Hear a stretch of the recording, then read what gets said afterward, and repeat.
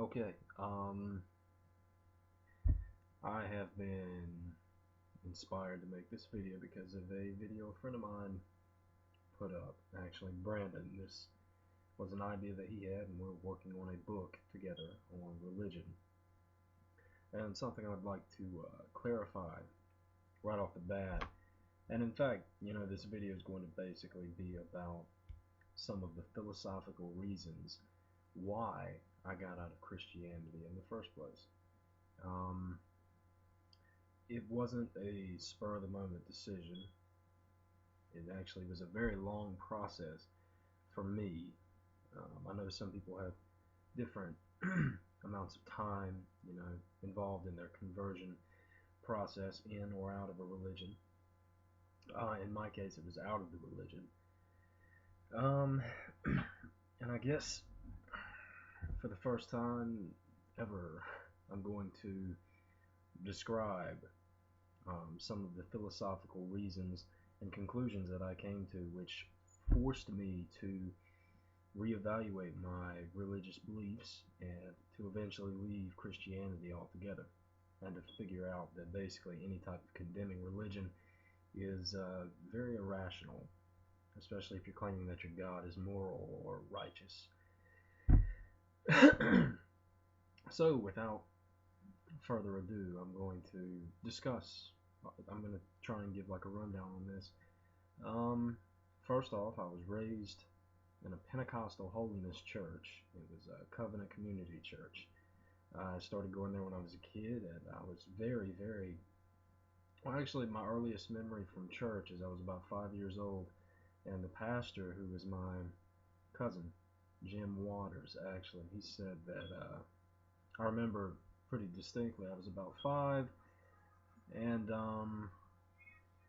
I was brought up to the altar to accept God, accept Jesus and everything. And what happened is I went up there, and one of the things I remember is Jim had said, "Do you accept Jesus the Christ as your Lord and Savior?" And yada yada. And I basically looked at him funny and I said, no. And obviously I was a kid, so being a kid at that time, I didn't take it very seriously. But and plus kids are just, I don't think that kids should be raised into these types of religions, but that's a different point. Obviously it ferments their belief system at a very early age, and I'm jumping ahead of myself, but the point is that it's a brainwashing mechanism when you're a child. When you are raised in these different churches and whatnot, and your parents tell you that Jesus is real, they tell you that Santa Claus is real, that the Easter Bunny, the Tooth Fairy are real, and you believe all of that. The only difference is that you never really get told that Jesus isn't real either. And that's the problem there. Children will take what their parents tell them at face value because they're their parents, and no sense of logic creeps in, because obviously the child regards their parents as being nearly divine. So it becomes this problem of psychological classical conditioning almost. But anyways, I was raised in a Pentecostal holiness church, and I went through a process. When I was a kid, I would sing Christmas carols on the bus. I was really, really religious as a kid. I was, the type of kid that would do all types of things. I really strongly believed in the existence of a God, and when you're raised at that age to accept that, everything seems so black and white. Everything seems like when you're told, and not really when you're told, but when you're cultured into believing in the existence of a God, a devil, any sort of divine being, whenever that happens, it becomes a part of you. It becomes a part of your reality almost, even though it's not real. And that's a different point. But the fact is that I went through a point in my life, and actually I've always had an interest in mysterious things, um, aspects of the world that seem taboo. Like when I was younger, I was interested in occultism and things like that. And I've always, throughout my life, had an interest in those types of things. But at the same time,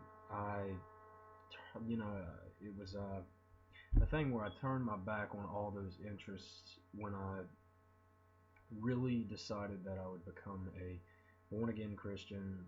I rededicated myself in my early teenage years, I believe, and I got really, really involved in the church. I actually used to write my own music, and I started doing that when I was about 14 or 15. And at one point, I went to a Christian school my freshman and sophomore year of high school, and the first 3 days of my junior year.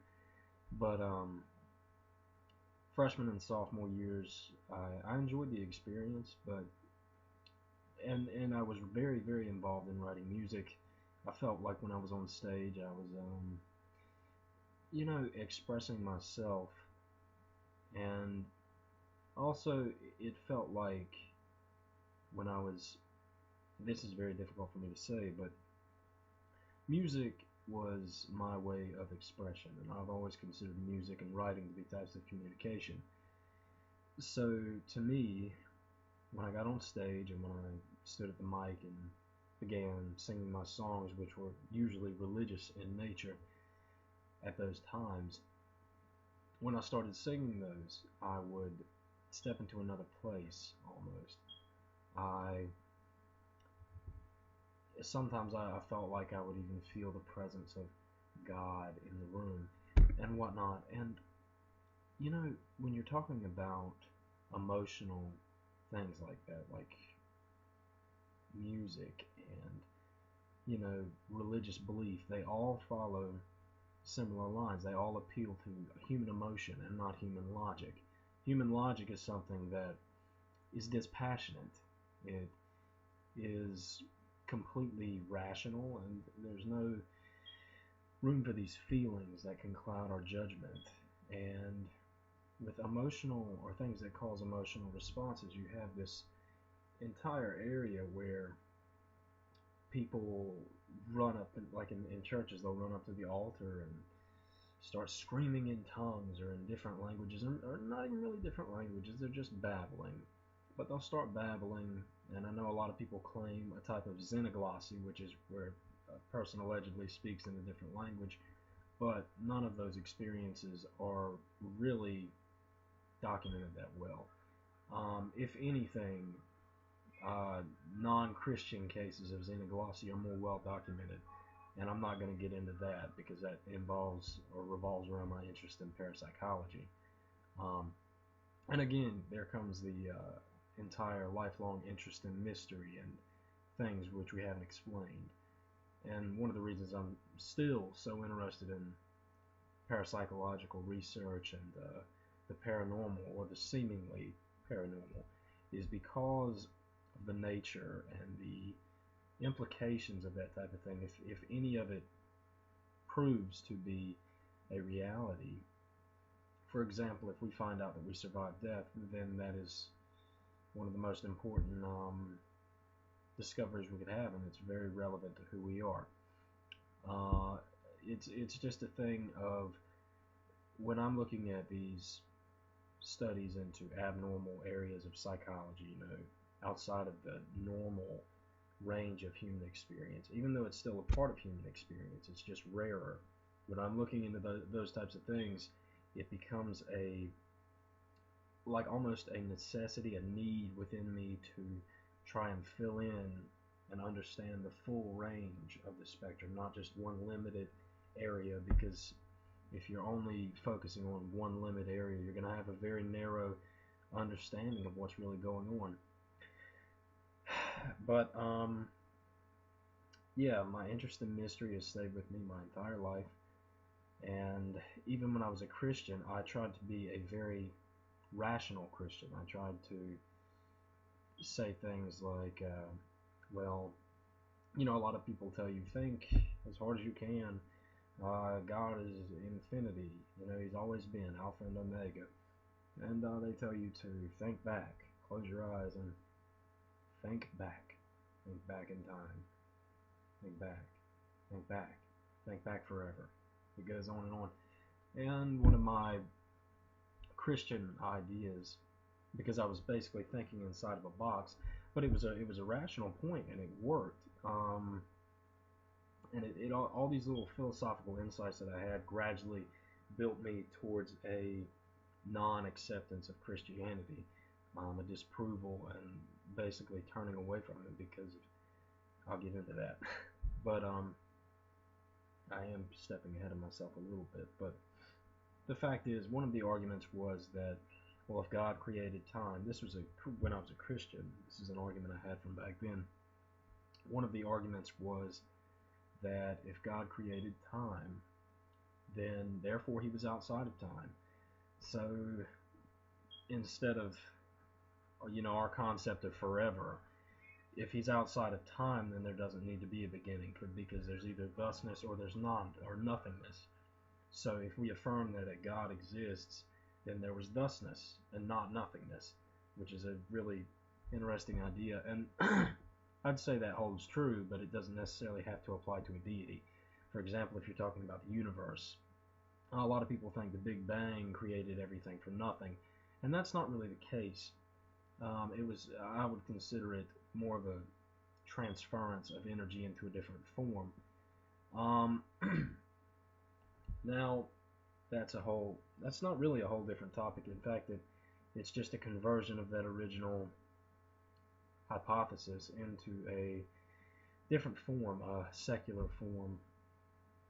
And that secular form basically denotes that before time, before our concept of space, time, and all that actually came into being, before that, there was something. So we already know that there was something, because that something is what everything else comes from. So that thusness, that even the blackness of space is something.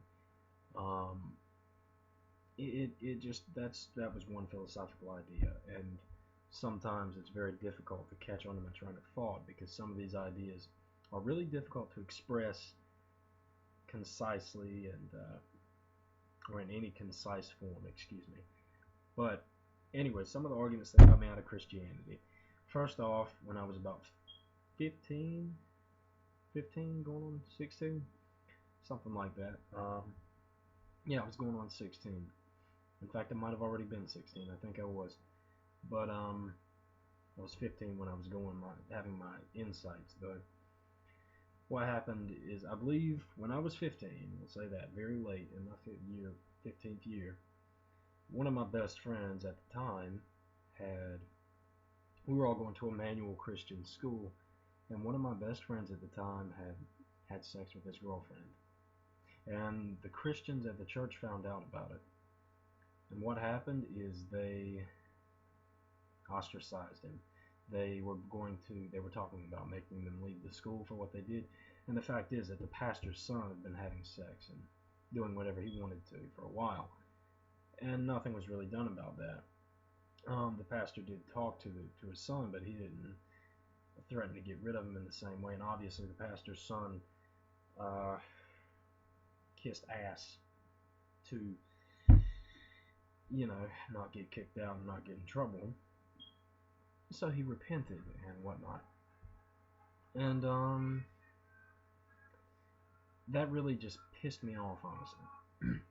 Now, a lot of people think that it's a mixture of getting pissed off with Christians and another additional mixture of the way I was raised and the way my father was and things when I was a kid. They think that that's the reason that I disbelieve in Christianity, but the fact is that really has nothing to do with it. When it comes down to it, it all was a very steady process.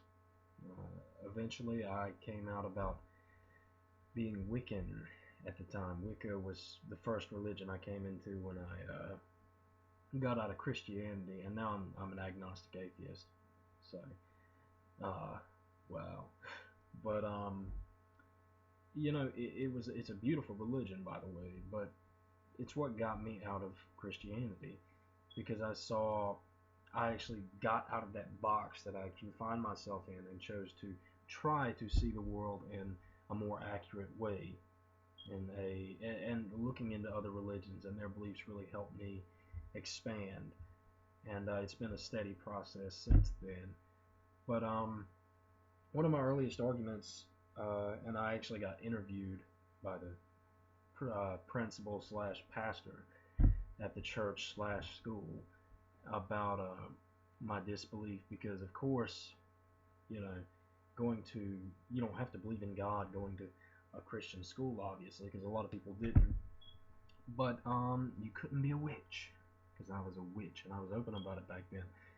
But basically, that got me in a shitload of trouble, and I actually went and had to go to the principal's office, and I sat down, and he interviewed me. He asked my opinion on things and asked why I was coming to these conclusions, and he didn't even really argue with me, or he argued with me, just didn't argue with me in a logical way. He just told me I was wrong with every single point I raised without saying why or giving me any evidence. You know, it's a very sad way of thinking. Christianity is a very narrow approach to life, and one of my arguments, in fact, I'm surprised it took 16 minutes to get to this, but it might have something to do with the fact that it's 2:30 in the morning.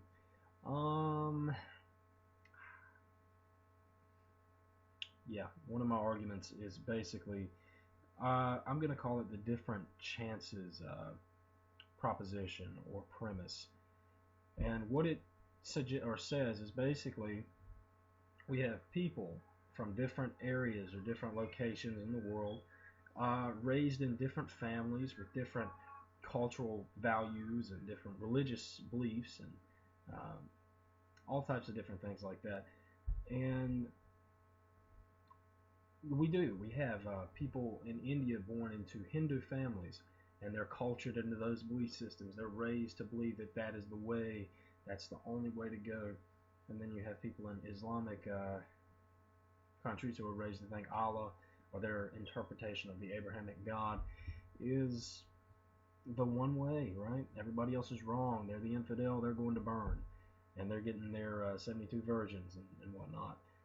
But anyways, and the Christians, if you're raised in a Christian family, like most Westerners are, you are raised to believe in Christianity and Jesus, the triad, the Father, the Son, the Holy Spirit, and the crucifixion, all types of different things. If you're Catholic, you'll believe in vicarious atonement and all types of stuff like that. But the fact is that people are born into these different belief systems, and it just, when you see that, when you understand that, you realize that because they're born into different belief systems and they're cultured into those belief systems, if a condemning religion is right, like let's say the Muslims are right, then if they're right, the Christians and everybody else are going to hell. They didn't have a chance because the Islamic God is right, and they were born into a different family with a different set of religious beliefs and whatnot, and they didn't know any better. God put them there rather than in a Islamic family where they would have been able to get their 72 virgins and whatnot if they were good. But they didn't know that Islam was the right religion, so therefore what happened is they got fucked. And thinking about it like that, it is a irresolvable problem, because let's say the Christians are right. I may have been born in a Christian home and whatnot, but I still don't know that Christianity is the right way. So it's not like I'm backsliding and going against it, because I truly do not believe that it's right. But let's not even use me as an analogy. Let's use a person who was raised into a different religion. Now, a person raised in a different religion, like a Hindu, they were cultured psychologically to believe in that. So they don't have, in other words, God gave them an unfair, he put them in an unfair position. If God is a condemning God, if a God like that really exists, then everyone who is not Christian, or everyone who is not Muslim, depending on who's right, they're in an unfair position. Now, I could understand if everyone were raised in a Christian home, and everybody knew that Christianity was the right religion. I could understand why God would send everybody who didn't follow that to hell. But that's not how everything works. We're raised into different belief systems, and sometimes we're just as strongly psychologically cultured into believing those things as Christians are psychologically cultured into believing in the Abrahamic God and Jesus, and the need for salvation and things like that, faith healing and all that mumbo jumbo. But those things, they play a really big role in forming who we are, the way we are raised, our beliefs. They all mold us into the people who we are. When I was born and cultured into the beliefs of Christianity, they were black and white for me. But for the Muslims and the Islamics, they're raised into those belief systems, and those belief systems are black and white for them. So it just is wrong, morally wrong, if a God puts people in it. If a God could send a person to hell for choosing the wrong religion, then that God is unjust, because he put them in different situations. He put them in different religious homes, so they don't have the same opportunity of knowing that, we'll say, Islam is true or Christianity is true. And in that sense, it's basically like when you're born, you have to pick your holy book and hope like hell you're right. That's all it is. There's no way of knowing you're right. And Christians will say, well, you have to take it on faith, but the Muslims could say the same thing. So it doesn't really get around the argument, because we would still, if the Christians are right, you figure all the people who don't believe in Christianity, who were raised to believe in different religions, they believe it. They know that stuff is true. They know it. But all those belief systems, they play an essential role in who those people are, and I don't think Christians appreciate that. And I've noticed this, a lot of Christians or people in other condemning religions, they simply think that people who disbelieve in their religion are purposely rebelling because of some dilemma or issue they have with their God. And that's just a very naive way of looking at things that proves that Christians are looking at things in a very narrow-minded way. They're only looking at what they can fit into their belief system. If something contradicts it, then they'll throw it out. They don't acknowledge evidence like things from evolution or things which directly contradict things that they believe in. Archaeological evidence even shows that some of the events in the Bible didn't happen, or at least didn't happen as they were depicted. And it's interesting, because the psychology behind belief, people will believe things even in the face of insurmountable odds. But yeah, the dilemma people face with the different choices premise, and that's something that I came up with on my own. I mean, I didn't read anything about it. A lot of people say, Alex, you can choose to believe in the Bible, or you can choose to believe in what you read, and they miss the point. I came to that argument on my own. It's a logical argument. And what some people say, some Christians say to that, is that, well, God wants us to go reach out to the sinners in the world who don't know the truth. But they still circumnavigate around the point and miss the strength of it. It is a very strong argument. I mean, the fact that people are raised into different belief systems, and if one of them is right, then that shows that God didn't let everybody know what was right. So therefore he can't punish them, because they have different chances that they're going to get into heaven. a Christian, if Christianity's right, the Christian's up here, and because he's been raised in this particular belief system, and it's the right one. We'll say that. Now the Hindu down here doesn't have that same chance because he's raised in the Hindu belief system, and maybe he might have some missionaries come up to him and tell him that Christianity's right. But is it really his fault if he doesn't believe those things, what those people are telling him? You can't blame him for that because he's been raised into that belief system. Just as you couldn't blame a Christian for not accepting Hinduism. If a Hindu, and Hindus don't really do this to my knowledge, but let's say an Islamic person came up to a Christian and tried to prophesy to them or tell them that they were trying to reach out to the Christians, the Christian would be very unlikely to accept what the Muslim had to say because he's predisposed to believe in Christianity. The Muslim isn't going to accept what the Christian says. The Christian isn't going to accept what the Muslim says.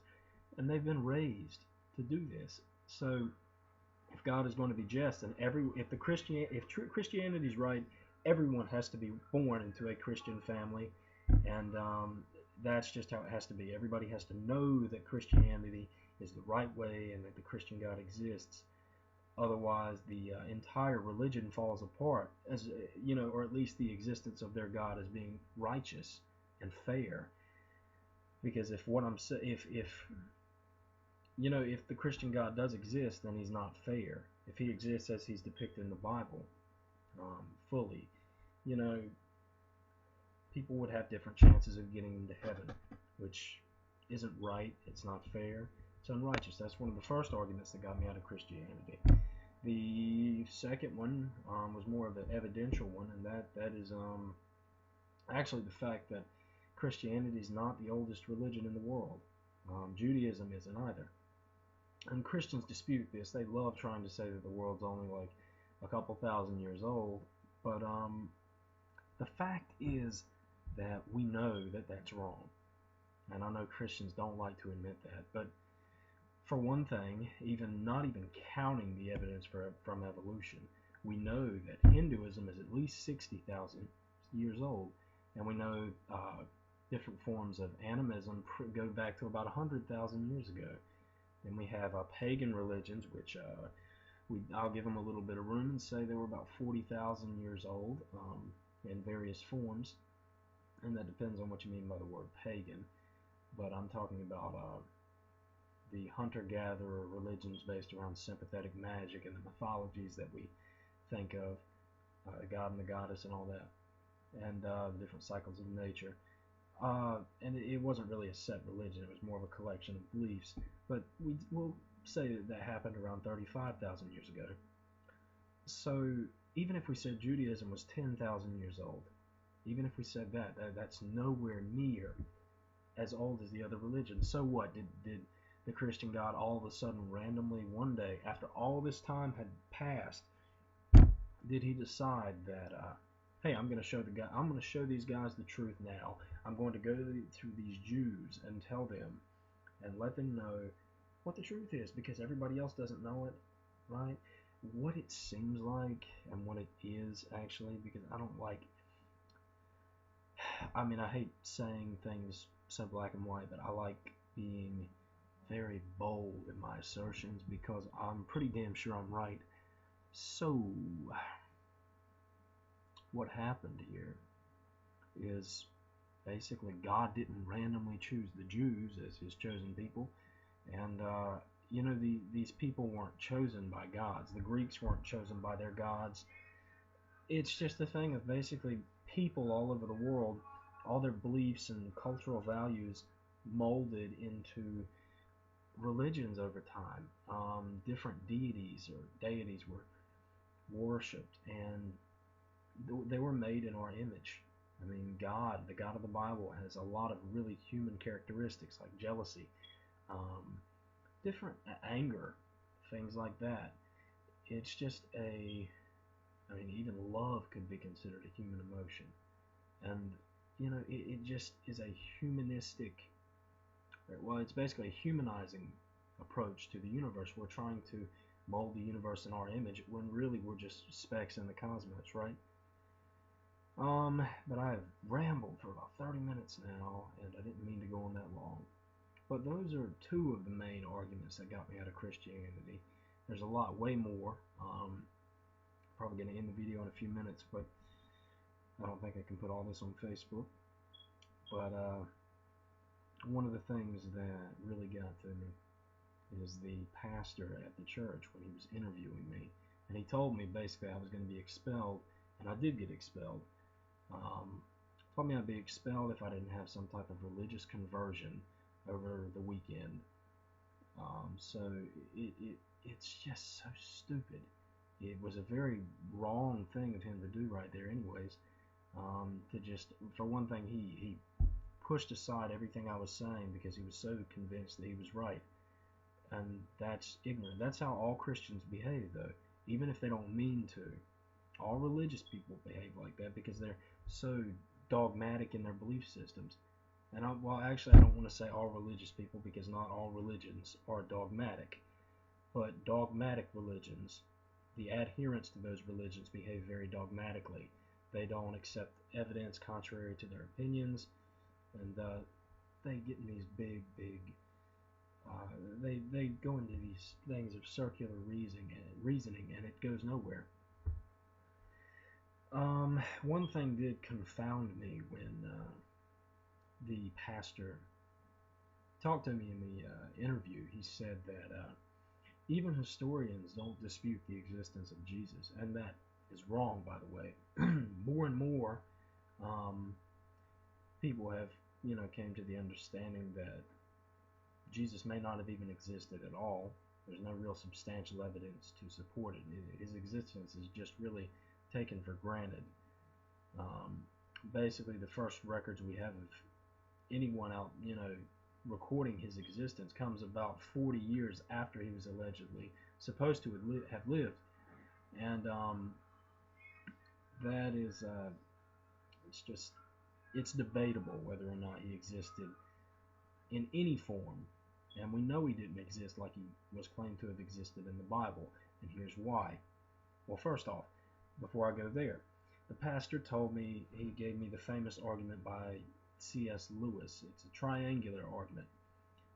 Either he said that we know Jesus existed, so you, the disbeliever, have to either say that he was either a liar, a lunatic, or who he said he was. And that is to you out there, you stupid son of a bitch. Anyways, yeah. The problem with that one, and I was confounded by it. Not really confounded. I kind of went with the idea that he was a lunatic, but I didn't know any better. You see, the problem with that argument is there are way more possibilities. You can't limit things down to just 3 options, especially when 1, we don't know Jesus existed at all. 2, for one thing, this is what I figured out after I did research, substantial research. There are at least 17 pagan deities who predate Jesus, and a lot of you probably already know this, but they predate Jesus' existence, alleged existence, and they're very similar to him. For example, you have Mithra, the Persian deity, Horus, who was the Egyptian deity, the son of Osiris, who was crucified. You have all types of different deities. You even have Lugh, the Irish deity, and he was crucified to a tree, and there's a lot of other parallels in the story. A lot of these deities, they had a Last Supper of some form. I believe Mithra had that. He was born of a virgin as well. I think Horus was born of a virgin. And the interesting thing here is that Horus he came back after 3 days of being dead. And 3 is a prominent number in paganism. But there are a lot of deities really that Jesus is loosely based on, and in some respects these older beliefs got muddled into a new religion, which was Christianity. They slowly and gradually formed this thing that we call Christianity today, the concept of Jesus as the Son of God, and which Horus and other deities were also called the Son of God.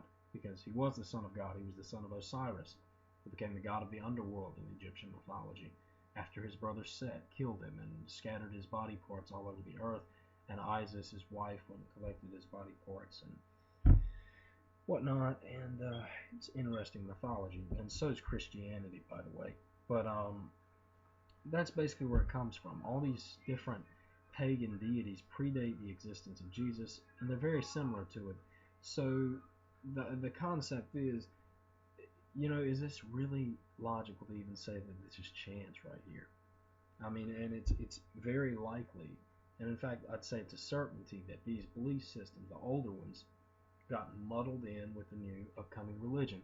If Jesus existed in any form, his name wasn't even Jesus. There's actually a bit of speculation. There was a Jewish rabbi who Jesus is partially based on, which is interesting to think about. I forget the name of the paper. I might be able to find it again eventually, but it is very interesting. The fact is that we don't know Jesus existed, but even if he did in some form, what happened is gradually over time these different mythological beliefs, probably from people who were coming into this new religion, those different older beliefs got mixed into it and formed what we now know of as Christianity, the New Testament and portion of it. And if you don't think that can happen, just look at the case. It's happened all throughout history. Important figures, they become these mythological beings, these important magical people with powers and whatnot, that obviously our rational mind knows that those things aren't possible. But with Christianity, when it comes to religion, we'll accept those things without question, if we've been cultured into believing them. The same thing with Santa Claus. It's not possible, but we are raised into believing it, and it makes us feel good. Same thing with Jesus, and it doesn't make it true though. But the fact is that with the King Arthur story, we know that King Arthur probably existed in some form. He was probably a Saxon conqueror. But the fact is that he did not wield a magical, unbreakable sword named Excalibur. Merlin wasn't really this sorcerer guy. And, the Lady of the Lake, all that stuff comes from older mythologies. Morgan, the Morgana Le Fay, she comes from the goddess Morgan in Celtic mythology. Her totem animals were the crow and the wolf, and she was a dark goddess, a goddess of war and destruction. And that's exactly where Morgana Le Fay came from. And the concept is the same. The concept is that these different belief systems converged into a potentially real story in some way. But even if Jesus existed in any way, we know that he didn't exist in the way he's depicted as existing in the Bible, just because it's just not logically possible. It's not even physically. It's not physically possible. And I should have said it's not physically possible, and it's not even logically possible, really. Because when you think about it, if I were to tell you, for you religious people watching, and if you've managed to get this far, if I told you that Zeus were real, or that Morgan were real, or any of those deities, you wouldn't accept it at all. You would tell me that I was crazy, or you'd think it was just interesting mythology, but it's mythology. The same thing goes with Christianity. The only difference is those are your religious beliefs.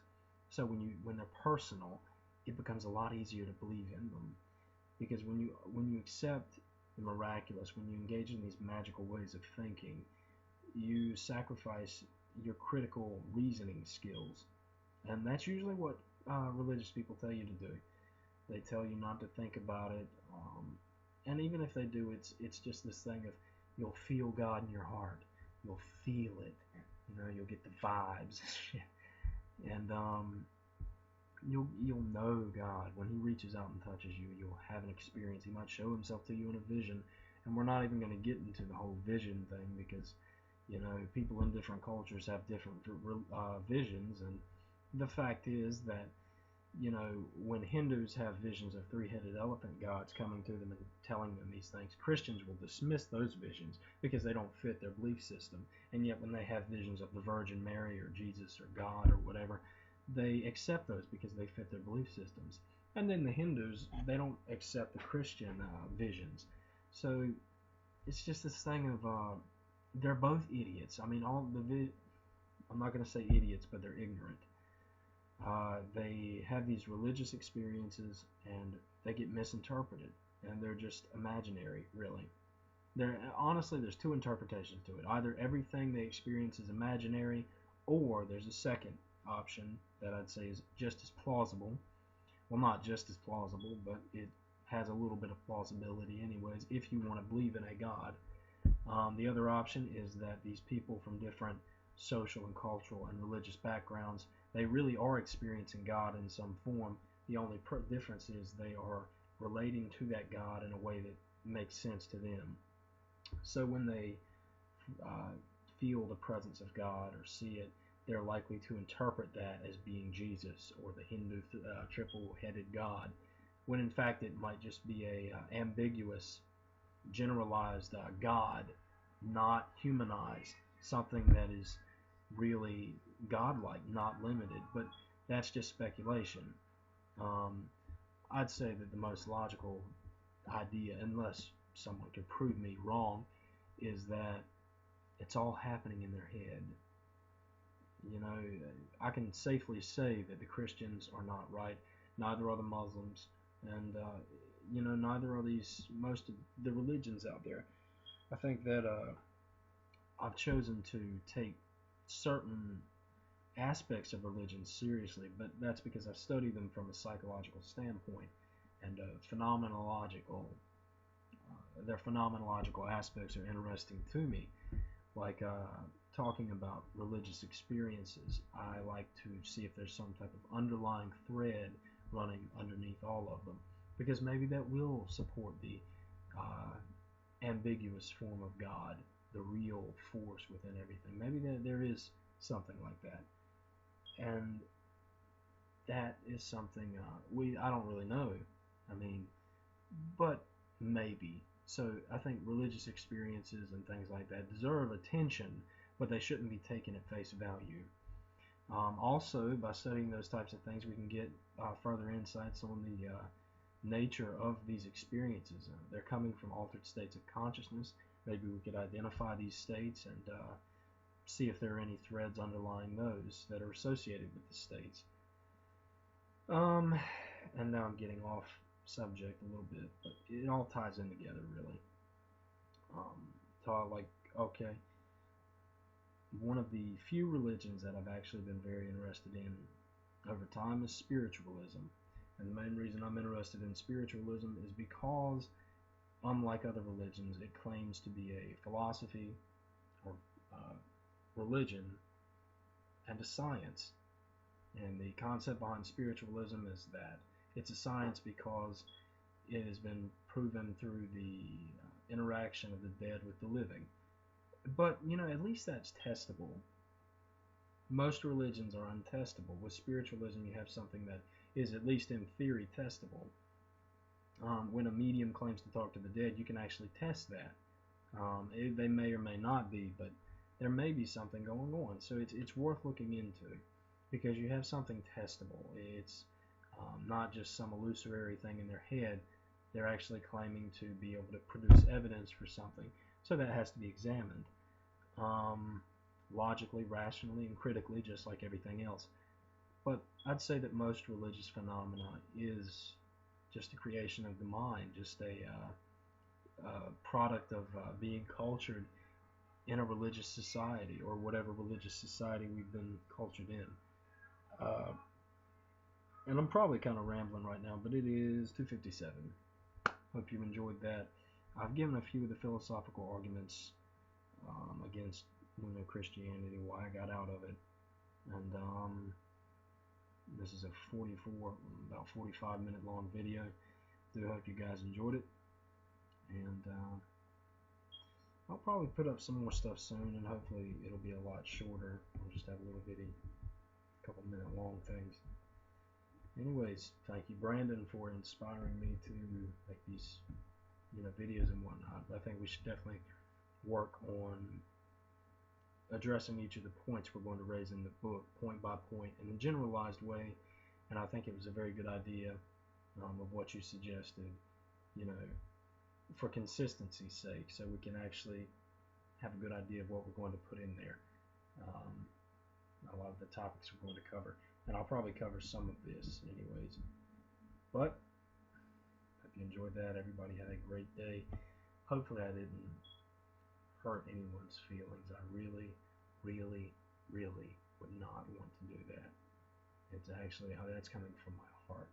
I'm being very sincere. I think that your feelings and your religion, if they mean something to you, then that's great. My only thing is, I'm a very logical person. I don't like wishful thinking, magical thinking, delusions. I think that we should all get past that and move on to a place where we actually try and understand the world around us using the scientific method, which has worked so well for us, and everywhere in every other area. I think we can apply it to religion and see if there's anything worth holding on to. And like I always say, we might find a few grains of truth amidst the pile of shit. Thank you, and I hope you guys did enjoy this. Goodbye.